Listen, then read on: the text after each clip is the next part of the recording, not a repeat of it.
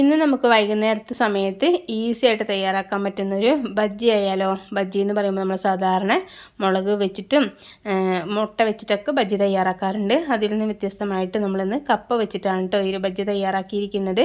അപ്പോൾ വീഡിയോയിലേക്ക് കിടക്കുന്നതിന് മുമ്പ് തന്നെ ലൈക്ക് ചെയ്യാനും സബ്സ്ക്രൈബ് ചെയ്യാതെ കാണുന്നവരുണ്ടെങ്കിൽ ഒന്ന് സബ്സ്ക്രൈബ് ചെയ്ത് സപ്പോർട്ട് ചെയ്യുകയും ചെയ്യണേ.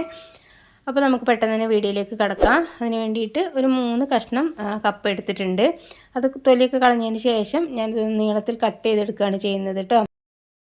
കപ്പ കട്ട് ചെയ്യുന്ന സമയത്ത് ഒരുപാട് കനം കുറഞ്ഞിട്ട് കട്ട് ചെയ്തെടുക്കണ്ട, അത്യാവശ്യം കനത്തോടു കൂടി തന്നെ, എന്നാൽ തന്നെ ഒരുപാട് കൂടുതലാവും വേണ്ട. നമ്മളിനി വെള്ളമൊന്ന് വെച്ചിട്ടുണ്ട്. വെള്ളം തിളച്ച് വരുന്ന സമയത്ത് അതിലേക്ക് ആവശ്യത്തിനുള്ള ഉപ്പ് ചേർത്ത് കൊടുക്കാം. നമ്മൾ ഈ ഒരു കപ്പയ്ക്ക് വേണ്ടിയിട്ടുള്ള ഉപ്പ് മാത്രം ഈ വെള്ളത്തിലേക്ക് ചേർത്ത് കൊടുത്താൽ മതി.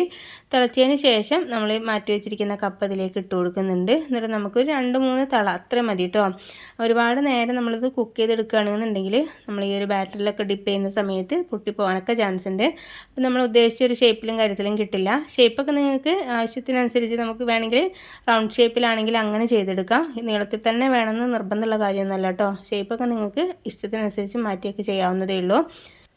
ഇത് ഞാൻ ഹൈ ഫ്ലെയിമിൽ ഇട്ടിട്ട് ഒരു 5 മിനിറ്റ് നേരം മാത്രമാണ് കുക്ക് ചെയ്തിട്ടുള്ളത്. ആ സമയം കൊണ്ട് തന്നെ അത്യാവശ്യം കുക്കായി കിട്ടിയിട്ടുണ്ട്. വെന്തുടഞ്ഞ് പോകരുത്, അത് പ്രത്യേകം ശ്രദ്ധിക്കണം. ഒന്ന് തിളച്ചതിന് ശേഷം നമ്മളിതുപോലെ ഒന്ന് ഊറ്റാനായിട്ട് വെച്ചിട്ടുണ്ട്. അത് വെള്ളമൊക്കെ ഒന്ന് വാർന്ന് കിട്ടട്ടെ. അതൊരു സൈഡിലേക്ക് വെച്ചിട്ടുണ്ട്. ഇനി വേറൊരു ബൗൾ എടുത്തിട്ട് അതിലേക്ക് കുറച്ച് കടലപ്പൊടി ഇട്ട് കൊടുക്കുന്നുണ്ട്.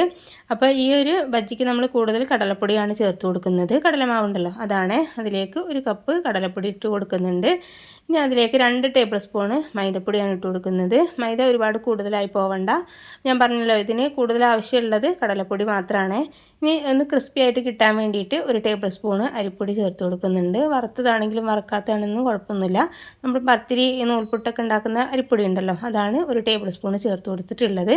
ഇനി ആവശ്യത്തിനുള്ള ഉപ്പ് ചേർത്ത് കൊടുക്കാം. ഈ ഒരു ബാറ്ററിനുള്ള ഉപ്പ് മാത്രം ചേർത്ത് കൊടുത്താൽ മതി. നമ്മൾ കപ്പ കുക്ക് ചെയ്യുന്ന സമയത്ത് ഓൾറെഡി ഉപ്പ് ചേർത്ത് കൊടുത്തിട്ടുണ്ടല്ലോ, അതുകൊണ്ട് തന്നെ ഇതിനേക്ക് ആവശ്യമുള്ള ഉപ്പ് മാത്രം ചേർത്ത് കൊടുക്കാം. പിന്നെ കുറച്ച് മഞ്ഞൾപ്പൊടി ഇട്ട് കൊടുത്തിട്ടുണ്ട്. പിന്നെ കുറച്ച് ചിക്കൻ മസാലയാണ് ചേർത്ത് കൊടുക്കുന്നത്.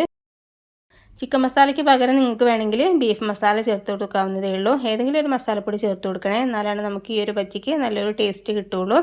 ഇനി നല്ലൊരു ടെക്സ്ചർ കിട്ടാൻ വേണ്ടിയിട്ട് കുറച്ച് അപ്പക്കാരം ചേർത്ത് കൊടുക്കുന്നുണ്ട്. ബേക്കിംഗ് സോഡ ഉണ്ടല്ലോ, അത് കുറച്ച് ചേർത്ത് കൊടുക്കുക. അതിനുശേഷം നല്ല രീതിയിലൊന്ന് മിക്സാക്കി എടുക്കാം കേട്ടോ. പൊടി എല്ലാ ഭാഗത്തേക്കും എത്തുന്ന പോലെ ഒന്ന് മിക്സാക്കി എടുക്കാം.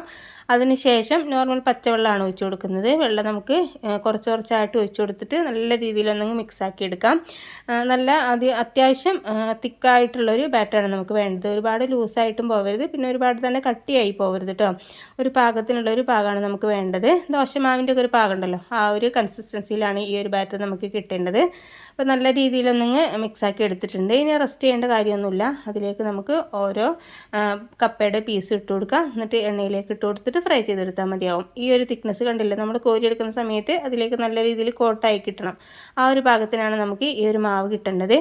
ഇനി ചൂടായിട്ടുള്ള എണ്ണയിലേക്ക് ഓരോന്ന് ഇട്ട് കൊടുക്കുന്നുണ്ട്. ഒരു മീഡിയം ഫ്ലെയിമിൽ വെച്ചാൽ മതിയാവും. പിന്നെ നമുക്ക് കപ്പ കുക്കായി കിട്ടിയത് കൊണ്ട് തന്നെ ഒരുപാട് നേരം ഫ്രൈ ചെയ്തെടുക്കേണ്ട കാര്യമൊന്നുമില്ല. ഈ ഒരു മുകൾ ഭാഗത്തുള്ള ഒരു ബാറ്റർ മാത്രം നമുക്ക് കുക്കായി കിട്ടിയാൽ മതിയാവും. ഇപ്പോൾ ഞാനിതാ തിരിച്ച് മറിച്ചിട്ട് കൊടുത്തിട്ട് നല്ല രീതിയിലൊന്ന് ഫ്രൈ ചെയ്തെടുത്തിട്ടുണ്ട്. ഈ ഒരു കളറാവുന്ന സമയത്ത് എണ്ണയിൽ നിന്ന് കോരിയെടുക്കണേ, എന്നാലാണ് നമുക്ക് 2 സെക്കൻഡ് കഴിയുന്ന സമയത്ത് ഒന്നുകൂടി കളറ് മാറിയിട്ടുണ്ടാവും. അപ്പോൾ ഇത്രയേ ഉള്ളൂ. നല്ല ടേസ്റ്റി ആയിട്ട് തയ്യാറാക്കാൻ പറ്റുന്നൊരു കപ്പയുടെ ഒരു ബജ്ജി തന്നെയാണിത്. അപ്പോൾ ഇത് നമുക്ക് ബജ്ജി ചട്നിയൊക്കെ ഉണ്ടാക്കിയിട്ട് അതിൻ്റെ കൂടെ ഡിപ്പ് ചെയ്ത് കഴിക്കാനായിട്ട് നല്ല അടിപൊളിയായിട്ടുള്ളൊരു ബജ്ജി തന്നെയാണിത് കേട്ടോ. കപ്പൊക്കെ കൊണ്ടുവരുന്ന സമയത്ത് 1-2 പീസൊക്കെ മാറ്റി വെച്ചതിന് ശേഷം ഇതുപോലെ ഒന്ന് ട്രൈ ചെയ്ത് നോക്കൂ കേട്ടോ. ഇഷ്ടപ്പെടുന്നുണ്ട് എന്നുണ്ടെങ്കിൽ കൂടുതൽ ഉണ്ടാക്കി നോക്കിയാൽ മതിയാവുമല്ലോ.